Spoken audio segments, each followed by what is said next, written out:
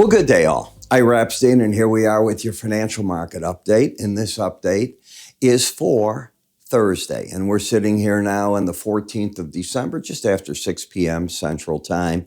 And what an interesting time this is. Huge rally, maybe some profit taking is overdue in some of these markets. I'd be very cautious about it because you could be right at that spot now. I was surprised, very surprised, and wrong today. I didn't expect that rally to happen in the crude. What I think it is a rising tide lifts all ships. And the stock market rally just carried everything with it. Probably not properly, but you never fight the tape. Never. There is no circumstance that you fight the tape.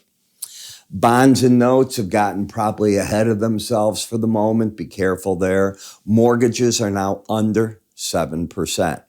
Now, what I decided to do today is I took a good chunk of my day and I did a special report on the gold, on the dollar. I did it on the dollar because it's going to impact all commodities. And if the Fed has made a pivot, that pivot might be taking place in the dollar as well, the US dollar. So, if you wish, the special report is here. If you know what I do, you get 3 business days to look at it, and it's off my website. I always get people, but Ira, there is no but. You want to look at it? Go to the website. You go to iraepstein.com. You will see in the top right the word research. That's where this is located. These are video reports. Take a look. I will give you both the 30, the 15, and the 5-year seasonal plays. I'm going to remove the 15 and the 30. And why am I going to do that? Because I want to bring us into world events, which are now.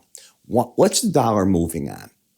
Is it moving on what the Fed did just now? No, it's moving on when COVID began, the impact that had, the end of COVID. If you don't believe me, end of COVID, look at Pfizer stock.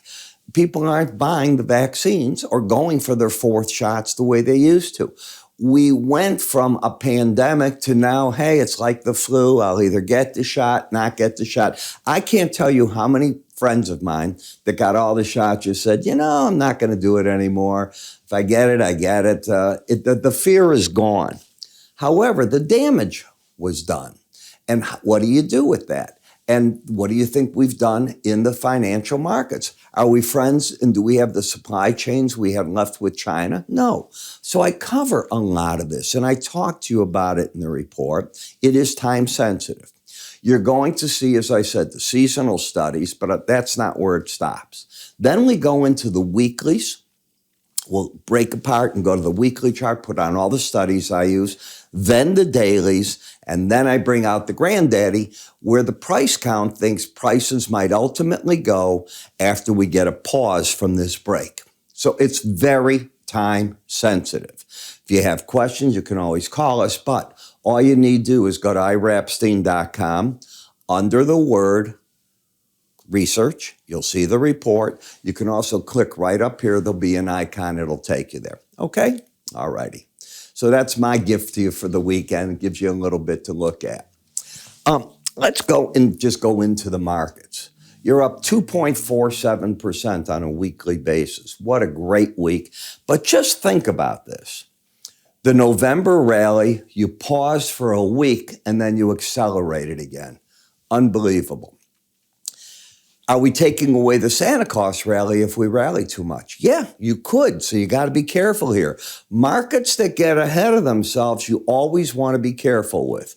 So this market has rallied an awful lot by anybody's standard. So be a bit cautious. You have a lower low, a higher high. The market is over the 18-day average. So on a big break, and I'm not saying you'll get it, but on a big break, I'd be looking at wherever that average comes in for the next support level. And I would never tell a client to buy over a Bollinger Band. You only stay over the band 5% of the time. So for me, this is the area where you trim back your bets. Now, what are most of the trade firms looking for? No more than about 5,200 in the S&P for 2024. That doesn't mean they're right, doesn't mean it can't go higher, but you're up here already, and you're coming into year end, and you're coming into traders start leaving next week for their holidays, for their Christmas. Then they come back for a few days. Then they take their first couple of days for the year off. Depends on, obviously, when January 1st falls to New Year's. Do they take the whole week off or just part of the week and then they're back for trade? You know the routine. I've been through it 50 years plus in my life. It's second nature to me. So I look at this and I go, okay, we're ripe for some profit taking. We're embedded. That's what I want to see, which tells me on the pullbacks, the market's not a bear break. It's a correction in a market that has gotten ahead of itself, possibly. The same in the NASDAQ, which is already trying to get back to the Bollinger Band. You've had 1, 2. Let's count this actually together. Can't count today. Where'd you close today? You closed at 16,753 over the upper Bollinger Band. So that's day 1 over it, day 2 over it yesterday, day 3 over it. And on this day, you were also over it. So you've had 4 days in a row over it. You rarely go beyond 5. So you're right at the time frame for a little bit of profit taking, and you're not embedded. Could you embed? Yeah, by Monday, but not today. So I'd be a little bit cautious there too. When we get over to the Dow, this has been the strongest, and it's not stayed over the upper Bollinger Band. This is the best looking of all the charts, and I'm a broken record saying it on every one of the tapes that I've recently been doing the videos for you, because take a look at them. I'm so used to tapes from being in TV studios for a good part of my life that away we go with that. When we look at M2KH, what is that? The Russell, you know that. Well, now you're over the upper band and you've accelerated and you have the embedded reading. What did I tell you? I said, I think you're going to get a bullish crossover and it'll kick the market. Did it not do that? So where we're at right now is, if you're watching what's going on in the past 48 hours in the stock market, the Microsofts, the Mag 7 stocks, they're not the ones running. What's running now are the second tier stocks. People are doing their rotations. They're buying things that they weren't buying before. We don't want the whole market into this Mag 7, because if they correct, the whole market gets hurt. So this process of coming out of them and picking up parts of the Russell, it's most certainly going to happen. You can count on that. How much of it? That'll be the question. Which specific ones? I can't answer. Do I think it's the whole index? No. But I think there's enough big weights in there to carry it. In the 10-year note, would I ever tell a client to buy over an upper Bollinger Band? If you've watched me, the only time it could happen is I made a mistake. In other words, I said to do that, and I didn't realize what I was saying, because it is not what I teach. Only 5% of the time do you stay over or under a Bollinger Band. Why would I tell a client to go short there or over? It's the opposite. These are profit-taking areas when you combine it with what goes on with stochastics. Now, this has been a trap play in this market. Let me show you what I mean.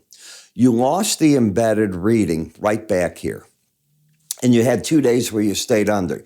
You made a run for the lower 18-day average, but you didn't hit it. And if you took out this high, the people that were selling for it get caught. It doesn't happen often, I must tell you that, but you caught them.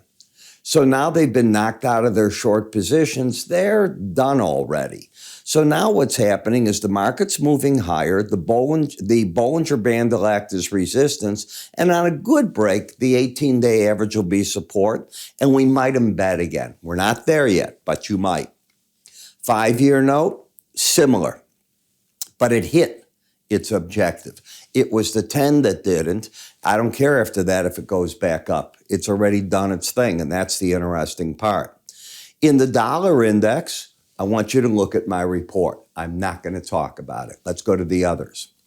In the eurocurrency, you have a higher high and lower low. So what are we getting here? We get to the upper Bollinger Band, come down to the lower, maybe we go up to the upper, and we're in a market that had been embedded, and when you lost it's when this whole play began.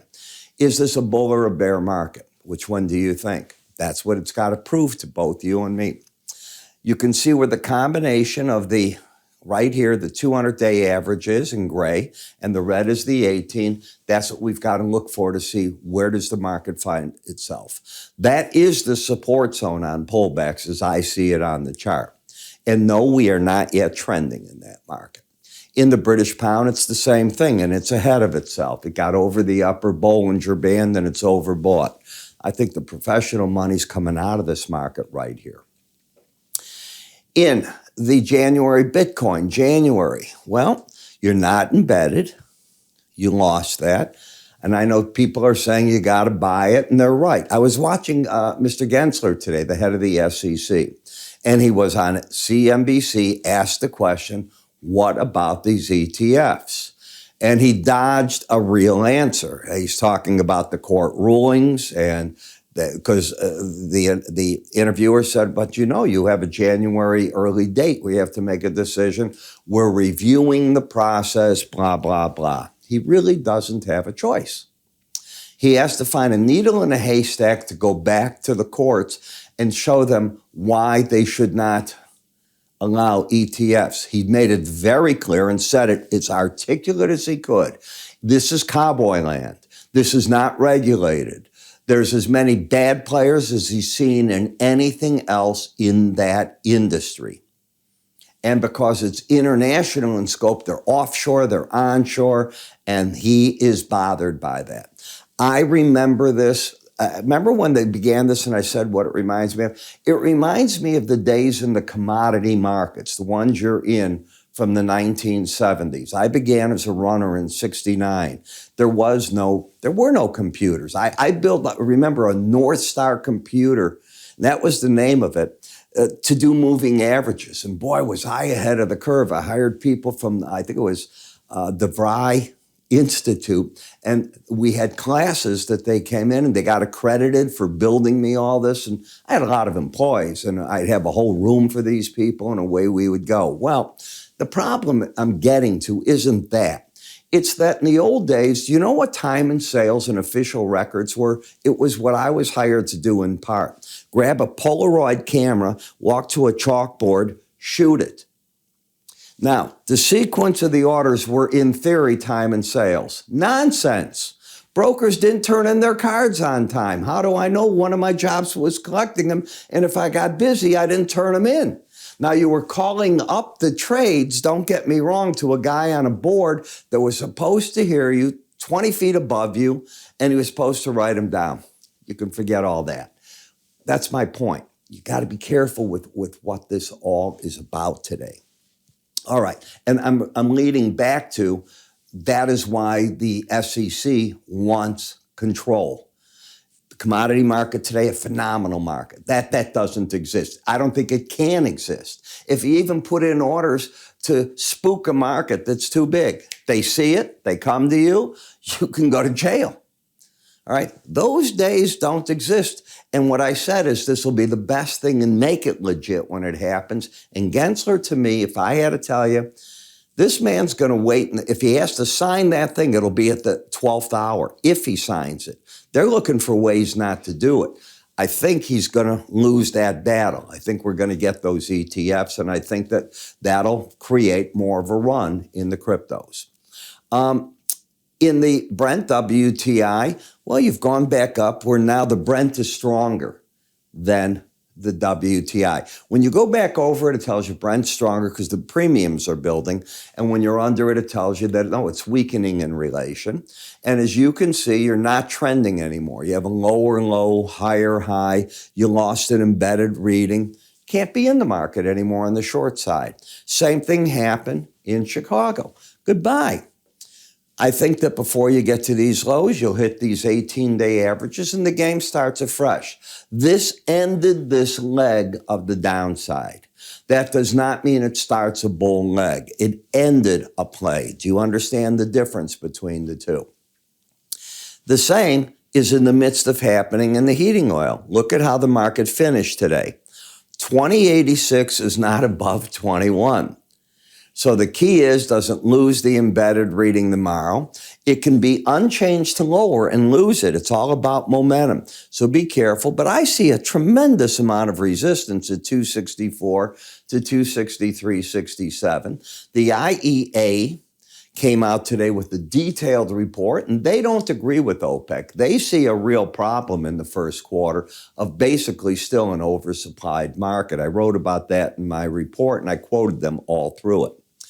Last, the natural gas. We are flirting with trying to lose the embedded reading.